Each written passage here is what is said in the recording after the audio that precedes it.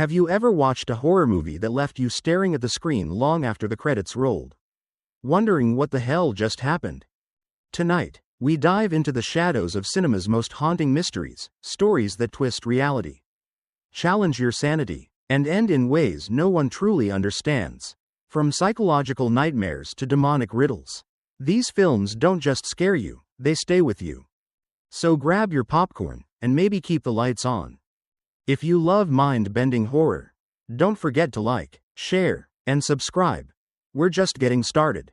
1. Jacob's Ladder, 1990. A Vietnam War veteran returns home, only to realize his greatest enemy might be his own mind. But what if the nightmare never ended, and he never really came home? There's something deeply unsettling about Jacob's Ladder. It doesn't scream in your face with cheap jump scares, it whispers, crawls, and waits for you to notice that something is horribly wrong. Jacob Singer, a broken man haunted by visions of faceless creatures and flickering memories, drifts through New York like a ghost. He's trying to piece together his life after the war. But the more he remembers, the less it all makes sense. And that's the beauty and the terror of this film. Imagine living a life where every street corner hides a shadow. Every sound feels like an echo from another world. You begin to wonder, is this trauma or something supernatural? That's the question that makes Jacob's Ladder linger in your head long after it's over. The film blends psychological horror with spiritual symbolism so deeply that by the time the truth arrives, you don't even know if you want it anymore. Admit it, at some point, you've questioned your own memories. That one dream that felt too real. That déjà vu moment you couldn't explain. That's the same space Jacob's Ladder lives in, between life and death, sanity and delusion. The ending doesn't give you answers, it asks if you're ready to face them. Was Jacob dying all along? Was everything just a hallucination of a soldier's final moments? Or was there something darker, a secret the government buried beneath the fog of war? Fans have debated it for decades. Some see it as a metaphor for purgatory, others as a psychological study of trauma and guilt. The truth? It's whatever you believe, and that's exactly what makes it timeless. The ending doesn't tell you what to think, it dares you to decide. So tell me, when the screen faded to white, what did you think happened? Drop your theory in the comments. Were you heartbroken, confused, enlightened, or maybe all three? And hey, if you love films that leave you questioning reality, hit that like button, share this video with a fellow horror lover, and subscribe, because up next, we're stepping into the decaying halls of Session 9, 2001, where madness doesn't come from ghosts, but from within. 2. Session 9, 2001, a cleanup crew enters an abandoned asylum, expecting dust and decay, but what they awaken is far darker than ghosts. Sometimes, the scariest voice in the dark is your own. If Jacob's Ladder showed us the horrors of the mind unraveling, Session 9 drags us even deeper into the corridors of madness itself. There are no monsters here, no jump scares, no cheap tricks, just silence, asbestos, and whispers from the past that start to sound a little too familiar. The story follows Gordon and his team as they strip asbestos from a derelict mental hospital. But as the days crawl by, something begins to change. The building starts to breathe, and maybe it remembers. What makes Session 9 so unnerving isn't what it shows, but what it suggests. Every flicker of light, every creaking door, every sudden pause feels like a memory trying to claw its way back into existence. You can practically smell the mold, feel the grime under your skin, and as the tension builds, you start asking yourself, is the evil inside these walls, or inside them? The brilliance of Session 9 lies in its quiet descent into insanity. You don't even notice when things start to go wrong. The film doesn't shout, it whispers. The characters begin to crack under pressure, one by one, their minds mirroring the decay of the asylum itself. And then comes the tapes, 9 therapy sessions recorded years ago. A woman's fractured personality begins to emerge through those recordings, revealing layers of darkness that echo frighteningly close to the present. By the time you reach the final session, you'll feel your stomach twist. The last revelation doesn't scream, it sighs. And somehow, that's worse. When the truth finally surfaces, it's not supernatural. It's human, painfully, terrifyingly human. That's what makes the ending so divisive. Some viewers felt betrayed, expecting ghosts or demons. Others saw genius. A reminder that the real monsters are born in our own guilt and denial.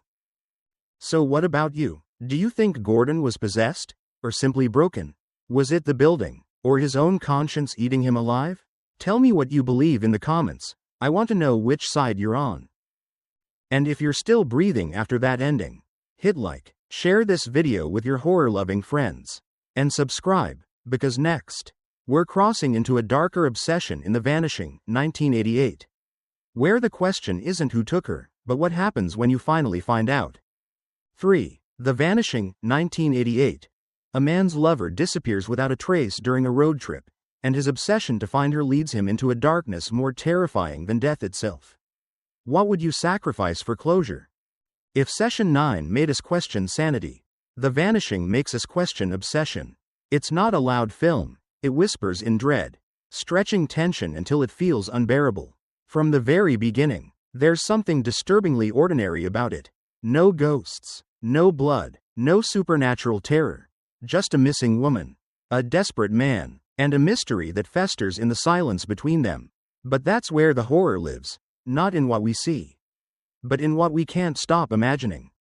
Rex and Saskia are lovers on a summer trip through France.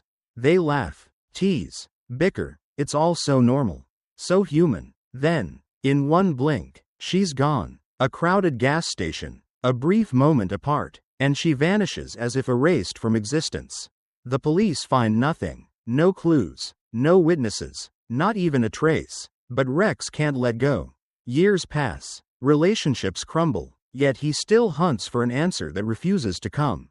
You can feel it, that desperate, gnawing need to know, because sometimes, not knowing is worse than any truth. Then comes the man who claims to have the answer, Raymond. The calm, almost polite kidnapper. He offers Rex a deal. If you truly want to understand what happened to her, you must experience it yourself. That's when The Vanishing stops being a mystery and becomes something else entirely, a moral trap. What would you do in Rex's place? Would you drink from that cup of truth, knowing it might be your last? The ending, well, it's one of the most chilling ever filmed. No music, no dramatic screams, just a quiet realization that hits like a brick. When the screen fades to black, you're left staring into the void, because you just went there with him. Some call it brilliant, others call it cruel, but no one forgets it. So tell me, did you see it as justice? Or madness? Would you have done the same? Let's talk about it in the comments. I'm genuinely curious to hear your thoughts. And if this slow, psychological burn sent shivers down your spine, make sure to like, share, and subscribe, because next, we're heading to Japan for Audition, 1999, where love and terror intertwine in ways you'll never forget. 4. Audition, 1999. A lonely widower holds a fake casting call to find love, but the woman he chooses hides something far darker than heartbreak. What begins as a romance, ends as a nightmare you'll never unsee. After the cold dread of The Vanishing, Audition feels almost gentle at first, soft lighting, quiet music, a story about grief and second chances. You might even think, this isn't horror at all. But that's exactly how Takashi Miike traps you. He lulls you into comfort, lets you lower your guard, and just when you start to care, he rips the floor out from under you. The film follows Shigeharu, a man still mourning his late wife. Pressed by his friend to find love again, he agrees to hold a fake audition for a non-existent film. Secretly hoping to meet someone sincere. Enter Asami, beautiful, soft-spoken, fragile, the kind of woman who seems too perfect to be real. And maybe she isn't. The chemistry between them feels awkward yet sweet. But something about her stillness feels off, like she's waiting for a cue the audience can't hear.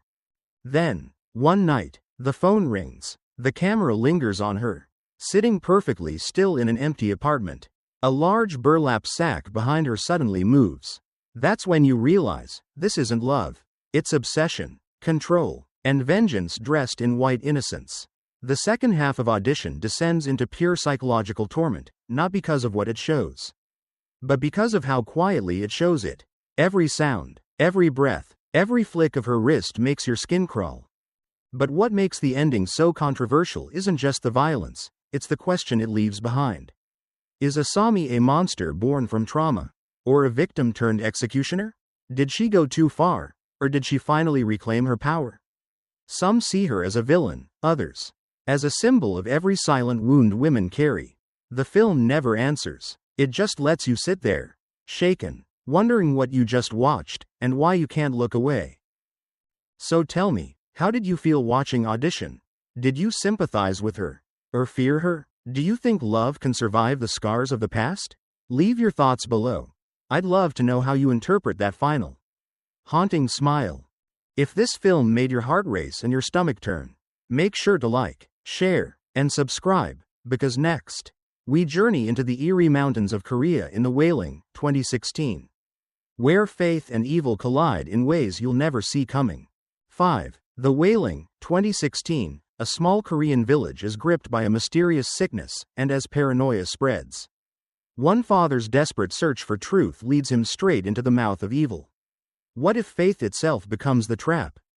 If Audition left you shaken by the cruelty of love, The Wailing drags you into a nightmare of faith, fear, and doubt. It's not a film you simply watch, it's one you sink into. Everything feels damp, heavy, and cursed. The rain never seems to stop. The mountains loom like silent witnesses, and the villagers' eyes tell you that something ancient and unspeakable is awake among them. We follow Jong-gu, a bumbling but well-meaning police officer whose quiet life unravels when people in his village begin to die in grotesque ways. Each death is worse than the last, and rumors spread about a strange Japanese man living deep in the woods. Some say he's a demon, others whisper he's just a recluse. But as Jong-gu's own daughter falls ill, the question stops being, who's guilty, and becomes, what will you believe when nothing makes sense anymore? That's the genius of The Wailing. It doesn't hand you answers. It toys with you, mixing shamanism, Christianity, folklore, and raw human panic into a fever dream that refuses to resolve. Every time you think you've figured it out, the film flips the table. The shaman might be lying. The priest might be powerless. The demon might be innocent. And the moment you choose a side, the movie punishes you for it. By the time the ending arrives, you'll be exhausted, but you won't be sure from fear or heartbreak. Was the stranger truly evil, or just a scapegoat for a community losing its soul? Did Jong-gu damn his daughter through doubt, or was he doomed from the start? That's what makes it so controversial, no matter what you believe. The film makes you question why you believed it. Tell me honestly, did you think the Japanese man was the devil? Or something else entirely? And what about the woman in white, savior, or deceiver? I want to hear your theory in the comments, because everyone sees this story differently. If The Wailing got under your skin, and I bet it did, don't forget to like, share, and subscribe, because next, the horror turns inward again with The Invitation, 2015. Where the most terrifying thing isn't what's outside your door, but the people you once called friends.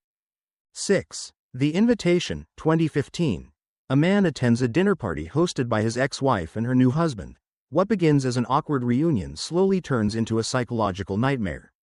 You think you'd recognize danger if it stared right at you across the dinner table, wouldn't you?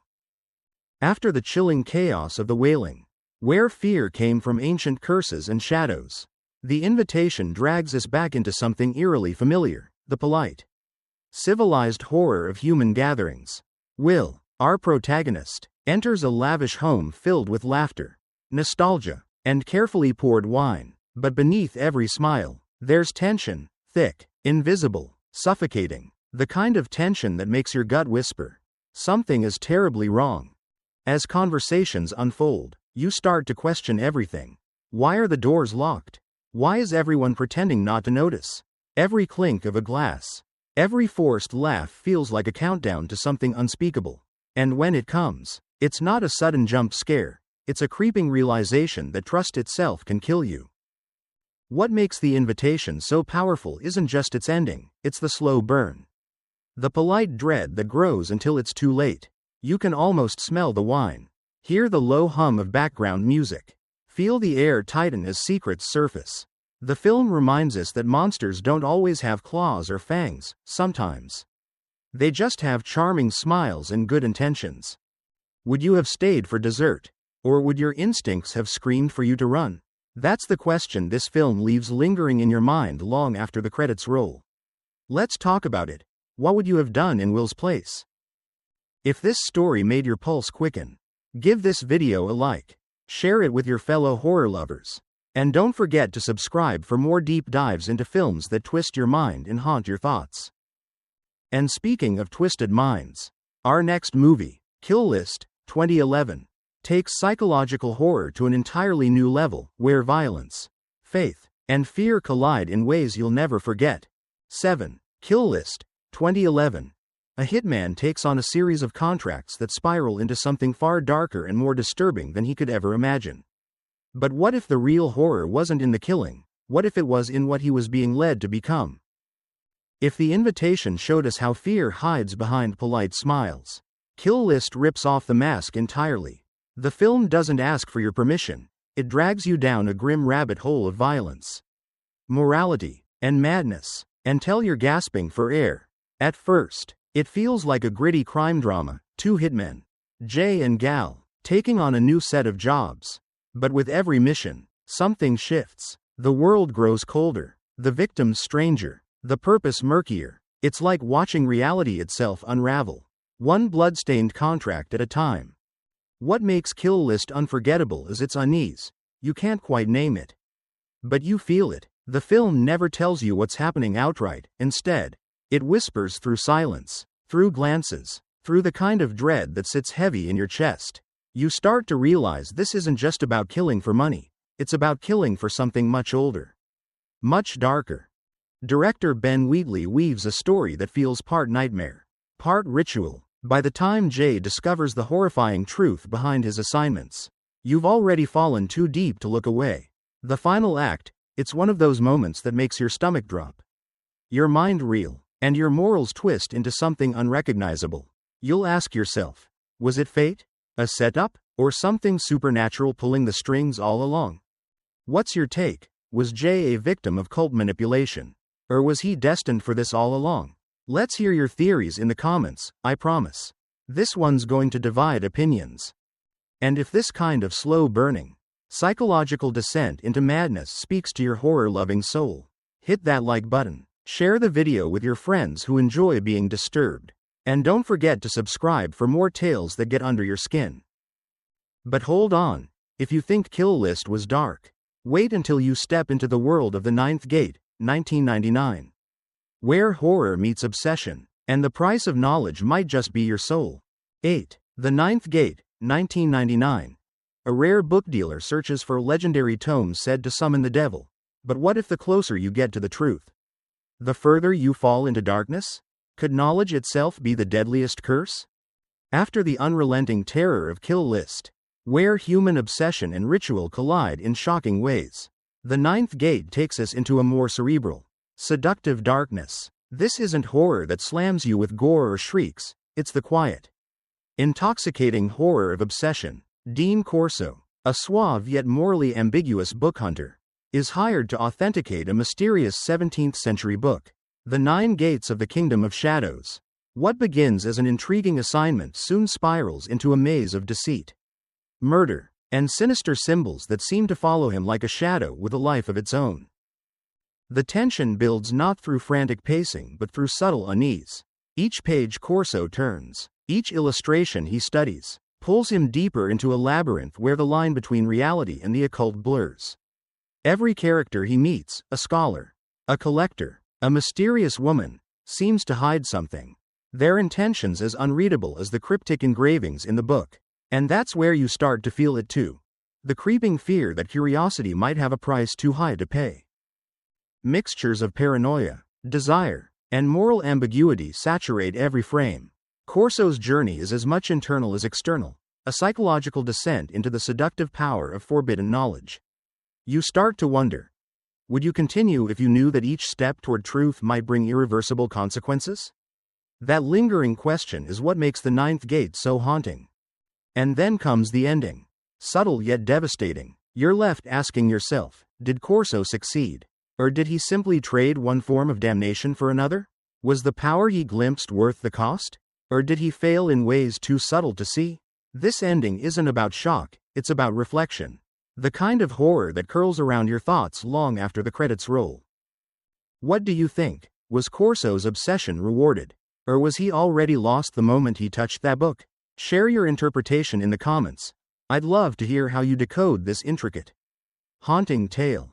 If the ninth gate left you questioning curiosity and morality, don't forget to like, share, and subscribe. Up next, we move from the slow, occult dread to something that traps people not in books, but in a world of monsters beyond the mist. The Mist, 2007, where survival is as uncertain as your own sense of hope. 9. The Mist, 2007, a mysterious fog envelops a small town, bringing with it creatures that defy imagination, but the true horror might be the choices we make when hope fades. Could one decision destroy everything you love? After the haunting mystery of the ninth gate, where obsession and the occult toyed with our minds, The Mist plunges us into raw, emotional terror. Here, fear isn't just lurking in shadows, it's in the panic of ordinary people pushed to their breaking point. David Drayton, a local artist, finds himself trapped in a supermarket with his young son and neighbors, surrounded by a thick, unnatural fog teeming with monstrous creatures. What starts as a survival scenario slowly unravels into a study of human nature under extreme stress. As tension builds, alliances form and fracture, paranoia spreads, and morality becomes a fragile concept. Every corner, every shelf, every sudden sound outside the glass walls feels like a knife against your nerves. The fog isn't just physical, it's a metaphor for uncertainty, for fear, for the ways we can become monsters ourselves when the world is stripped down to survival. You begin to wonder, what would you do if every exit led only to more terror? And every choice carried a potentially fatal weight? The brilliance of The Mist is in its final moments, a conclusion so shocking, so devastating, it has divided audiences for years. Most horror films offer a glimmer of hope, a hint of resolution. Not The Mist. Director Frank Darabont strips everything away, leaving only despair and a gut-punch revelation that forces you to question morality, fate, and whether hope is sometimes the cruelest illusion of all. You don't just watch the ending, you feel it. A cold weight pressing down long after the screen goes black. So, what do you think? Was there any other choice for David? Or was the ending inevitable? Did it shock you, break your heart, or make you rethink the thin line between courage and desperation? I want to hear your thoughts. Share them in the comments below. If The Mist left your pulse racing and your mind spinning, be sure to like, share, and subscribe, because next, we're entering a labyrinth of time and terror with Triangle, 2009, where the past, present, and nightmare collide in a way that will leave you questioning everything you thought you knew. 10. Triangle, 2009. A group of friends on a yachting trip encounter a mysterious storm and an abandoned ocean liner, but the true terror lies in being trapped in a loop of time and fate. Can you escape when the nightmare is yourself? After the claustrophobic fear and moral collapse of The Mist, Triangle takes horror to a dizzying new level, blending psychological terror with mind-bending science fiction. Jess, our protagonist, boards a seemingly empty ship after a storm capsizes her boat, only to discover that the past, present, and future have become entangled in a haunting loop. Each encounter with the ship's eerie occupants forces her to confront not just external threats, but the terrifying possibility that she might be the architect of her own suffering. The film thrives on tension and disorientation. You're never quite sure what is real, and every repeated scene twists your perception further. It's the kind of horror that plays on your brain as much as your heart, asking unsettling questions. If you could rewind time, would you change your actions? Or are you destined to repeat them endlessly? The suspense is relentless, with each loop more terrifying than the last, pushing Jess, and the audience, to the brink of sanity. What makes Triangle unforgettable is its ending, one of the most controversial and mind-bending in modern horror. It doesn't provide closure in the traditional sense. Instead, it leaves you with a horrifying implication. Some nightmares are eternal. And no matter how hard you fight, fate might always have the final say. That sense of inevitability, that crushing realization that the cycle may never end, is what lingers long after the credits roll. Now I want to hear from you. Did you figure out the loop before the end? Or were you as trapped and confused as Jess? Do you think there's any hope for her? Or is she doomed forever? Share your theories in the comments. I'd love to know your interpretation of this twisted tale. If Triangle left your mind reeling and your pulse racing, make sure to like, share, and subscribe. Because this concludes our journey through the top 10 classic horror movies with the most controversial endings. But don't worry, there's always another shadowy story around the corner, waiting to haunt your imagination. And there we have it, 10 classic horror films that refuse to let go of your mind long after the credits roll. From spiraling madness to unending loops of fate, each story has pulled you into worlds where fear, obsession, and uncertainty reign supreme. Which ending haunted you the most? And which left you questioning everything you thought you knew? Share your thoughts in the comments. I'm dying to hear your take. If this journey through terror thrilled you, like, share, and subscribe for more stories that will linger in your nightmares.